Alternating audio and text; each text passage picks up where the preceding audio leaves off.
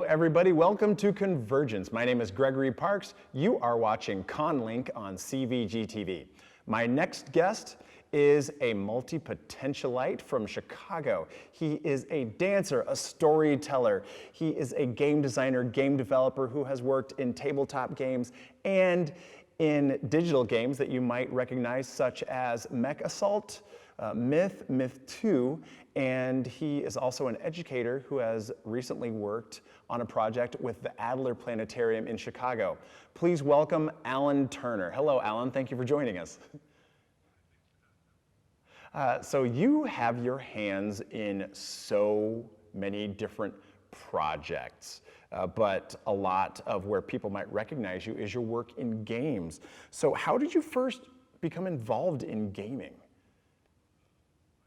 I've always played, games have always been a way that I kind of relaxed and played and whatnot. And I used to do computer work on the side as a way to make secondary income. And I stumbled across a job ad actually for a Bungie software in Chicago when they were looking for tech support, and jumped in the Bungie pool and got to work on Myth and Halo and all that stuff. And I was hooked after that. So how does that relate to your work in tabletop gaming because through your own publishing company, you did create a game of your own. So how does that relate? How did that relate or inform that? How I got into the video game industry just kind of runs alongside the game stuff I was already doing with kids in my social work.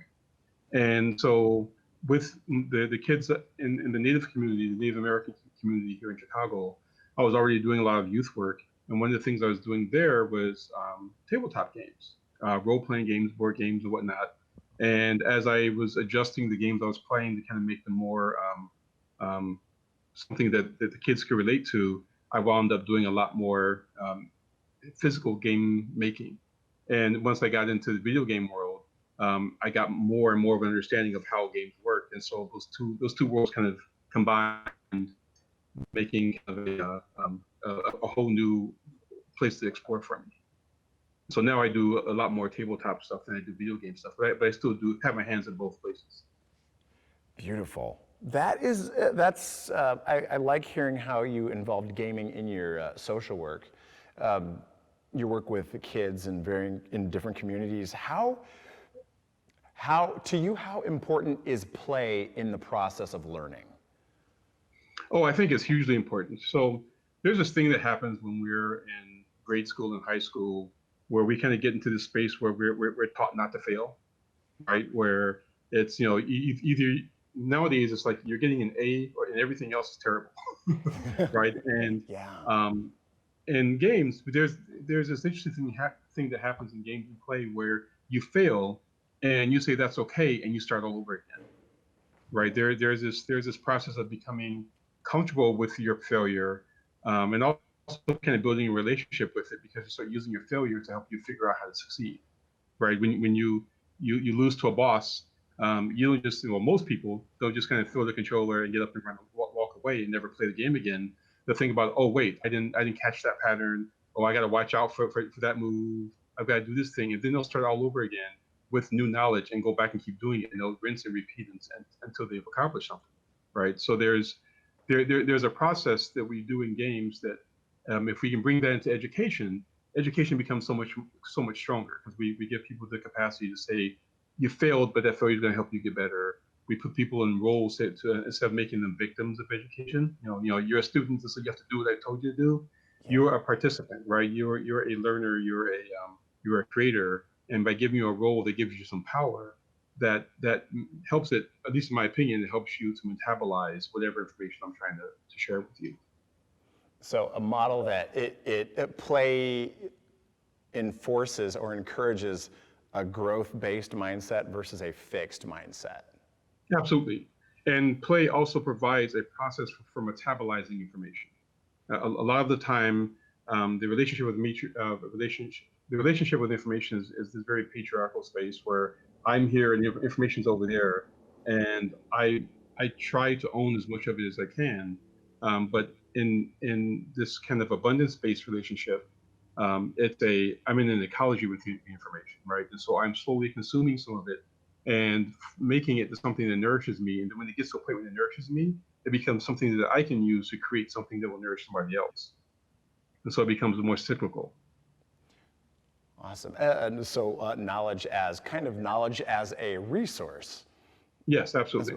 And as a resource that can be shared and encourages other growth rather than knowledge as a finite resource that is to be consumed or hoarded.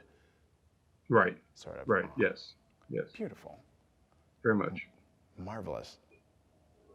So part of your gaming and your focus on tabletop gaming has been in developing and nurturing the project of Ehdrigohr. How do Yes. proper Ehdrigohr, pronunciation? right. You got it right. Right, of Ehdrigohr. When I learned about Ehdrigohr first a couple of years ago, I was fascinated, and it was marvelous that there was a tabletop role-playing game that was not based in a technological-based future, for instance, like Rifts or a Warhammer type thing, and definitely not based in a D&D or other where it's kind of an offshoot of a Tolkien-based, European-based mythology. What went into creating Ehdrigohr, and how does it relate to you personally, and your work and your ideas of gaming and learning? How does that fit in? So Ehdrigohr is still an ongoing process, right? So I think the biggest thing I can say that went into it is a lot of starting and stopping.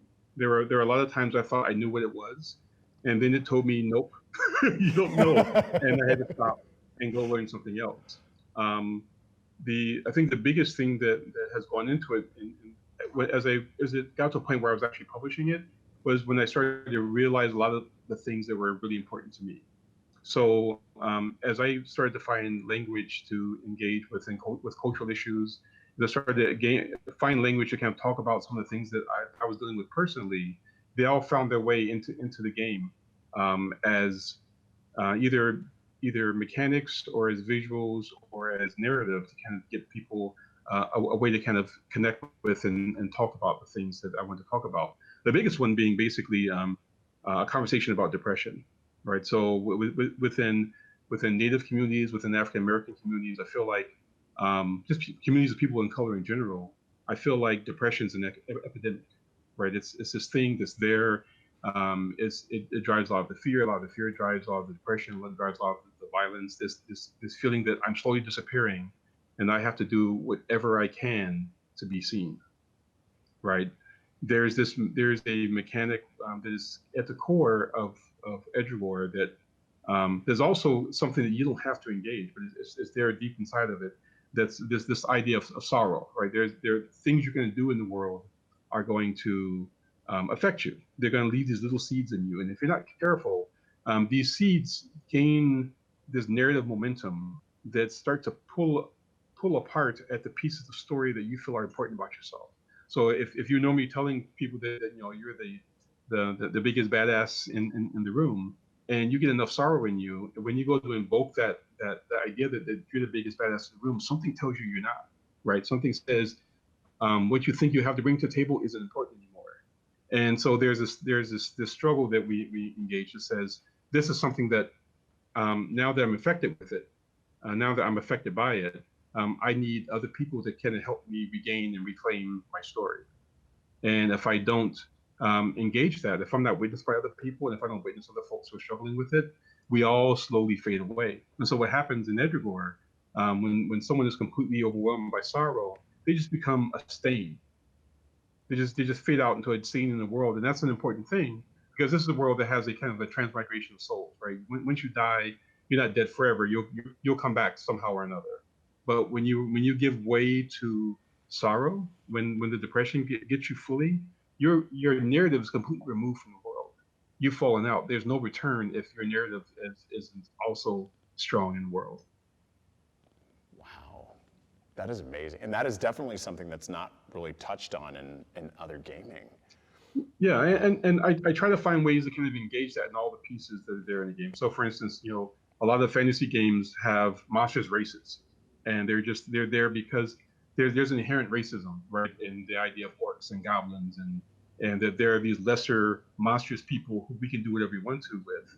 And then in Ehdrigohr, the monstrous things come more from straight up fear, right? They are the fears of colonization. They are the fears of disappearing. They're the fears of not knowing where you belong.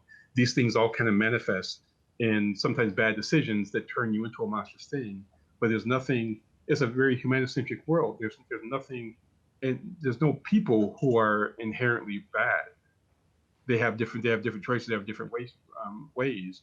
But it's more the side effects of these other encroaching forces in the world that the big struggle is against. We call them in Edgar, we call them shivers, right? They're no two shivers really look the same, and shivers are there to just kind of dismantle you. Wow, marvelous. Wow, that's cool. I'm definitely going to look more into that. That excited me when I read about it and that I've known about it, and so you definitely make me hungry for more. Well, good. This all sounds amazing.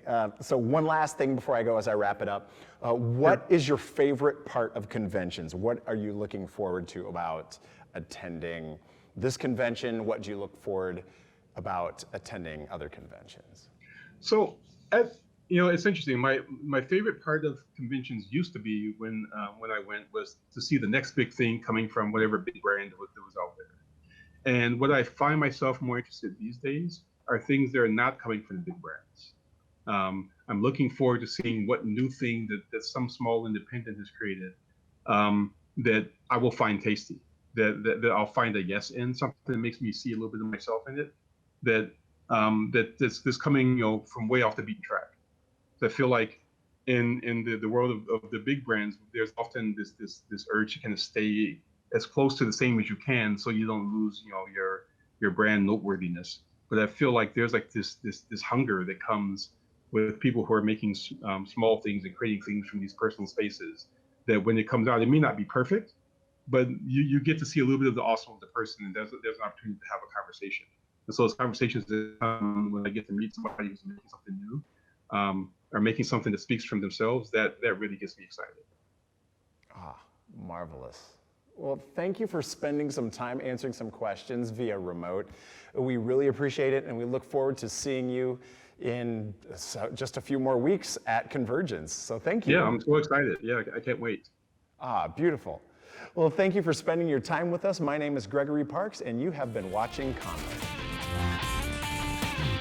CONvergence.